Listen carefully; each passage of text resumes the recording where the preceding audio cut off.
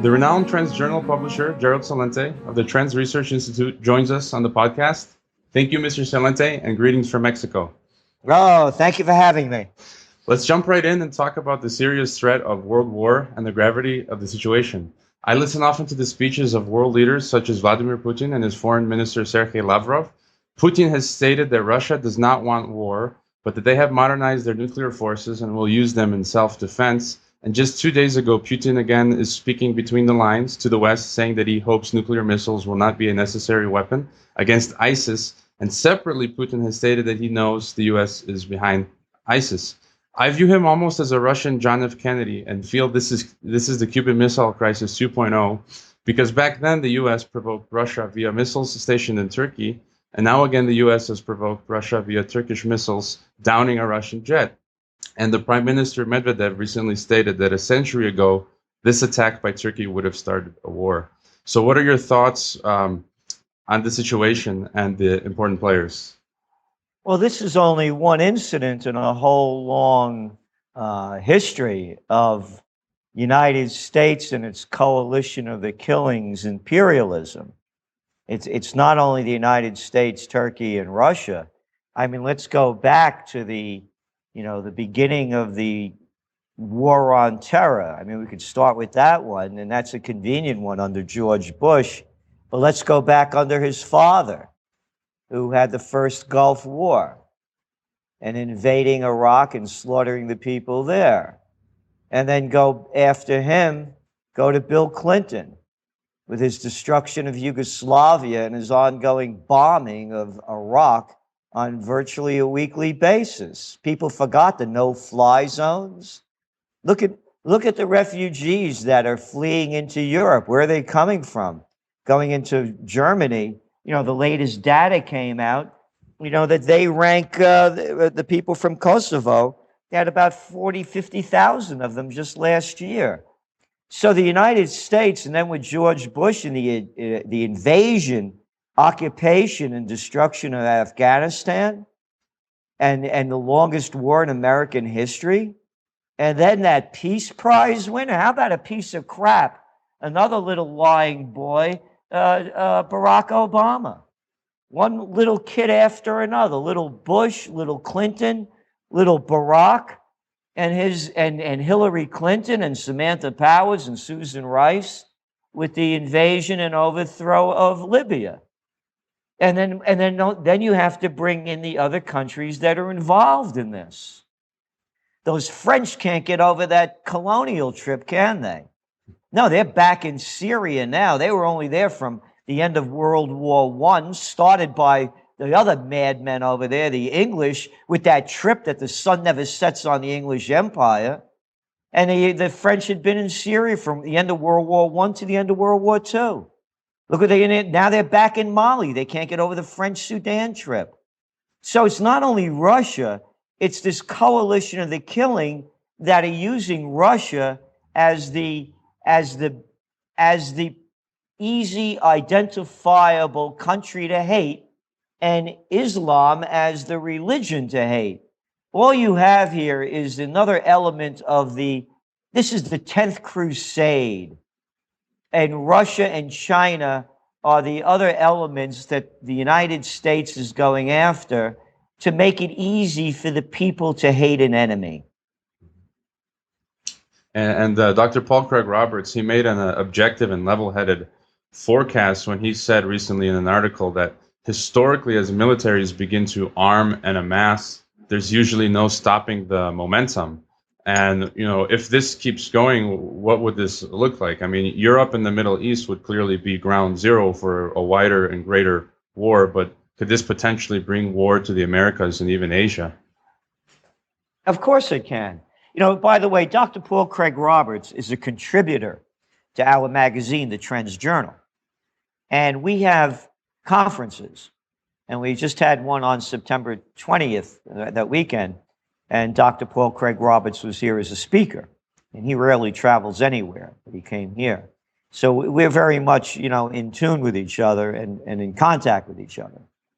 So what he is saying is 100% correct. And that's why our top trend of 2016 is the last World War. You know, there's a saying by Einstein. They asked him, how will the Third World War be fought?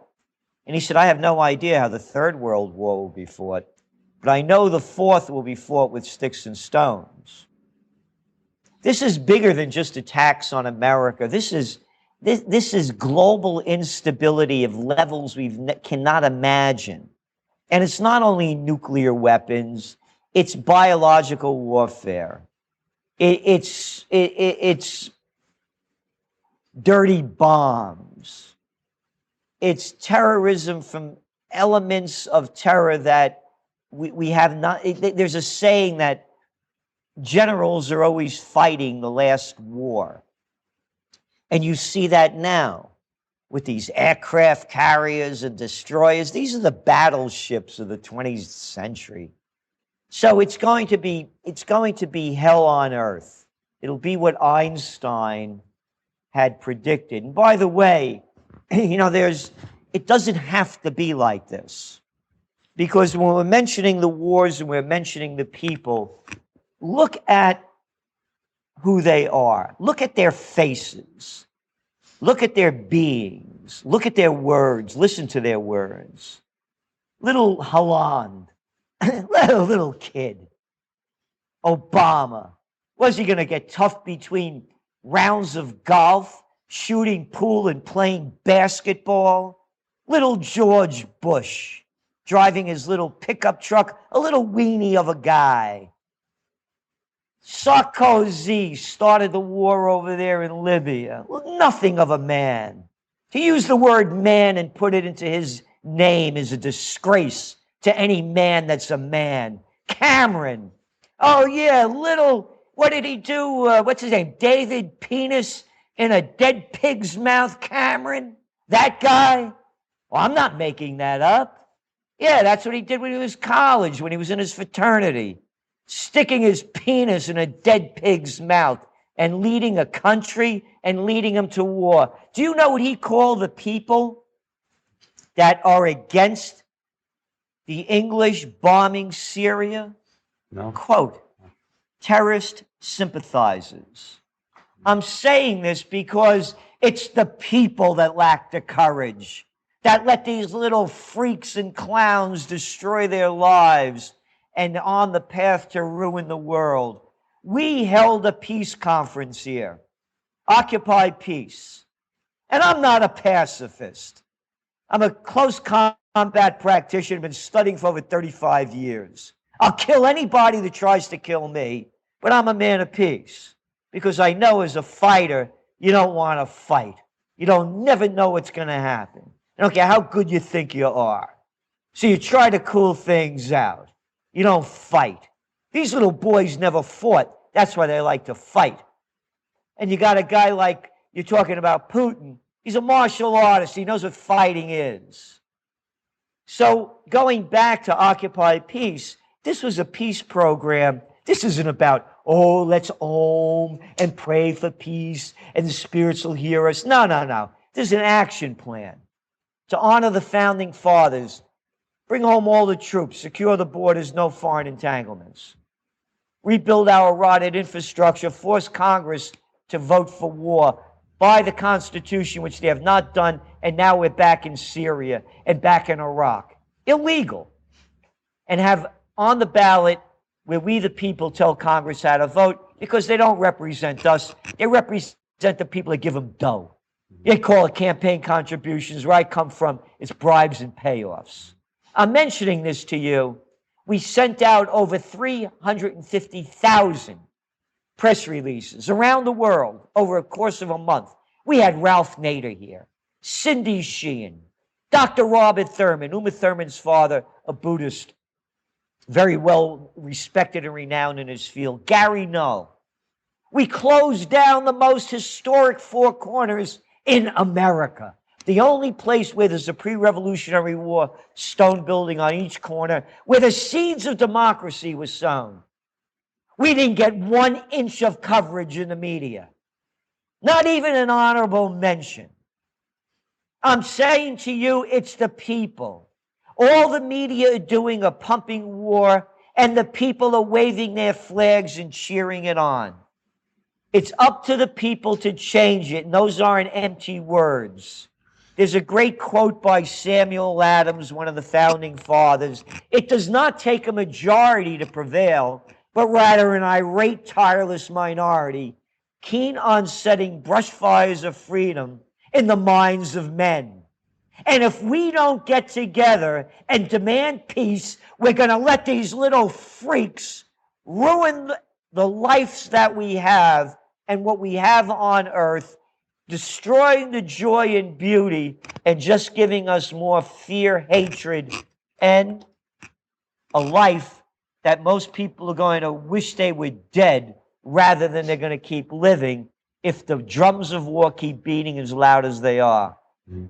Well, what fascinates me most is the overall psychology of American and even European society, which has permitted these wars to take place. And here in Mexico, I teach history and international relations, and I'm sometimes even attacked by students, parents, and even colleagues for speaking out against the corruption of international politics and the insanity of American empire. And as you say, I find these types of people to be weak-minded, naive, cowardly, and even downright malicious. And I'd like to read a quote from your latest Trends journal, which says, "To sit back and do nothing, knowing full well what the outcome will be as war drums beat louder, is more than just a crime against humanity. It is a crime against personal dignity, courage, and self-respect. How is it that so many citizens can let just a few political freaks destroy so much?" And, what is wrong with these societies and millennials today? In your youth, Vietnam was protested, and today the youth are protesting fictitious mental disorders such as, microaggression and these sorts of things. So what can you say about the state of the psychology of Americans today? Well, I'm of that age, I was prime draft meat for Vietnam. And, so I was there. I mean, I'm 69 years old. So, I was the first wave of baby boomers. And my father, may his soul rest in peace, there was 7 kids. And I said to him, "Pop, what should I do?" He said, "I taught you enough." He said, "You figure it out." And of course, I didn't go. And it wasn't I was intelligent enough to be against the war. I was a kid. All I thought about was sports and girls. 19 years old, 18 years old. So I ended up going to college, and I barely got out of high school. I got left back in the 5th grade. I'm mentioning this because I was there. The only reason the people were protesting was because of the draft. That's why they're not protesting now, because their lives were on the line. As long as somebody else's life is on the line, nobody cares. The baby boom generation, my generation, is the biggest bunch of BS sellouts that you can imagine. Look who they vote for. Look who they put in. Clinton. What a disgusting human being. A slimer of a man. And now his wife, Hillary, going in after him. Assad has to go. Yeah, you heard her. Gaddafi has to go. Hey, send Chelsea to go get him. Look at these low-life people. And that's my generation. And they'll argue with you, just like you were saying. They will argue with you, people of my generation, and they'll say, "Well, he's better than Bush." That's how stupid they are. Oh, yeah, Clinton and Obama didn't murder as many as Bush did. Maybe they only murdered 300,000. Bush murdered over 1 million. So they're not mass murderers. That's how sick they are.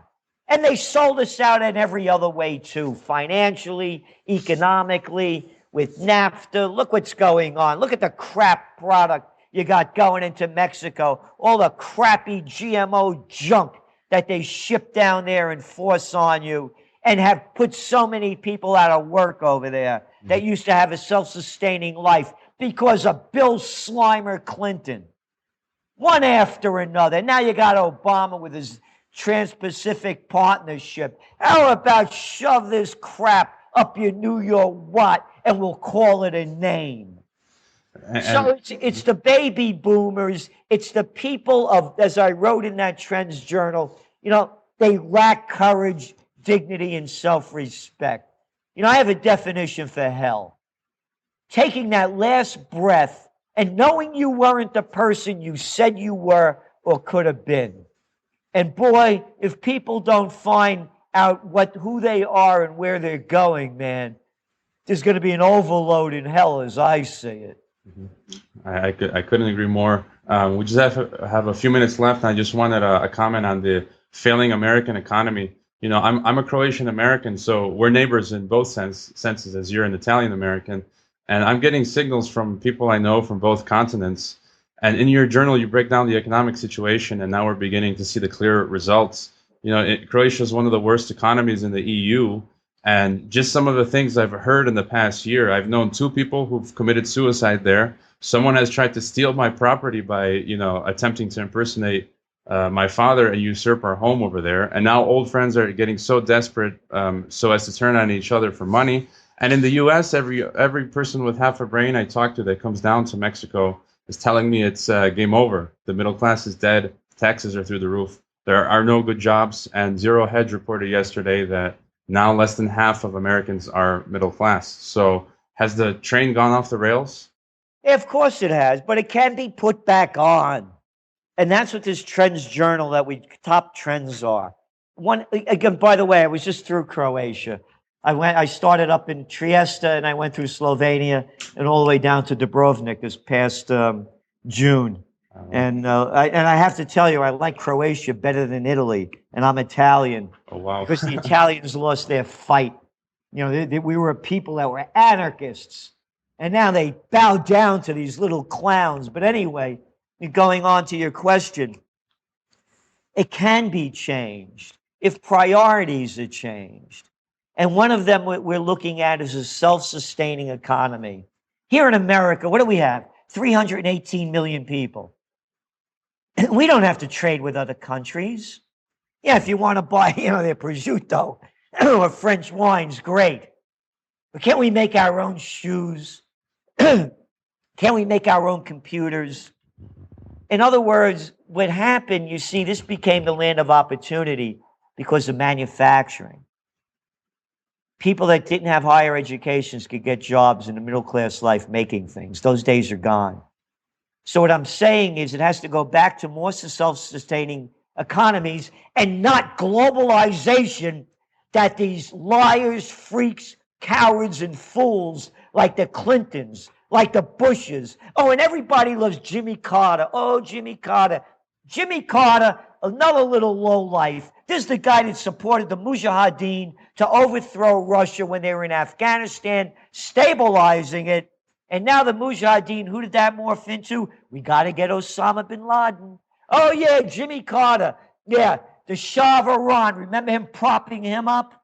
Yeah, the Shah is the island of stability in the Middle East. What I'm saying is stay home.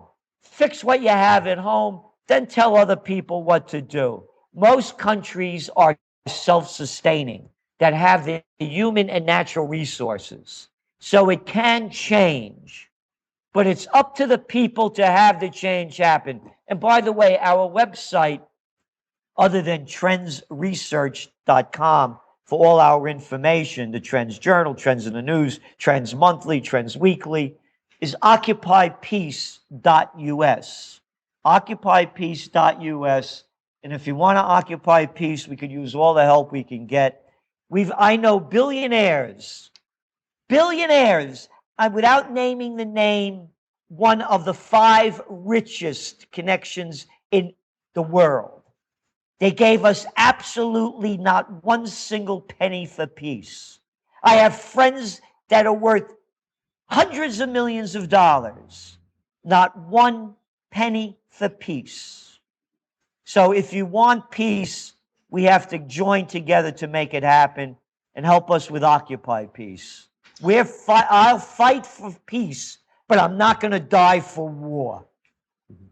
And real quick, what advice would you give to young people today who are only beginning to learn about the way the world works and being subjected to so much propaganda, aside from subscribing to the Trends Journal? It's again, people look to the millennials, they look to younger people. The younger people have to look up to older people. And, again, it's not like I was born under a rock. I'm a kid grew up in the Bronx and Yonkers, I know what life is. And I always looked up to the ancestors. I thank them every day, by the way, for me coming from their DNA and how fortunate I am. And when you look at the founding fathers of this country, and people could look at the negative things, and there's negatives in all our lives. They were also scholars and did a lot of great things. The Constitution, for example, second to none, nor the Bill of Rights.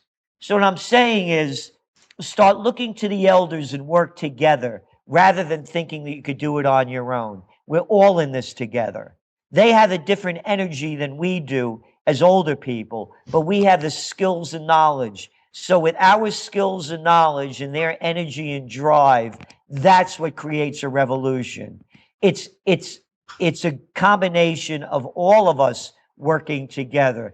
But the millennials, they have a disadvantage because they were pumped up with so much crap by their parents of how amazing and special they were when they were little kids. They're only kids. Take it easy, you know? So they have a sense of entitlement rather than a sense of having to do the hard work to make it great. And we could have a renaissance. We've had them before. But again, it goes back to what brought the Renaissance on. I mean, you're from Europe. The de Medicis, the billionaires that gave their money to beauty. And the Renaissance followed the Black Plague. It was a rediscovery of the past, alla Romana, alla Antica, in the manner of the Romans and the ancients, to describe the quality of their work. So we can make it happen, but we can't do it on our own, and we have to do it on a united voice and a united message for peace, truth, and prosperity. Okay, and I look at the Trends Institute today and what you have done, and I'm amazed with the conferences that you put on. Your installations are looking great, and your new media production. And I believe if you do honest, quality work and tell the truth, you will thrive. And I believe the Trends Research Institute is currently thriving. I've been a Trends subscriber for years, and I recommend others to join the club. So thank you, Mr. Celente, for your time today and all the work that you and your team do. Thank you, and thank you for all you're doing. And keep it up and don't quit.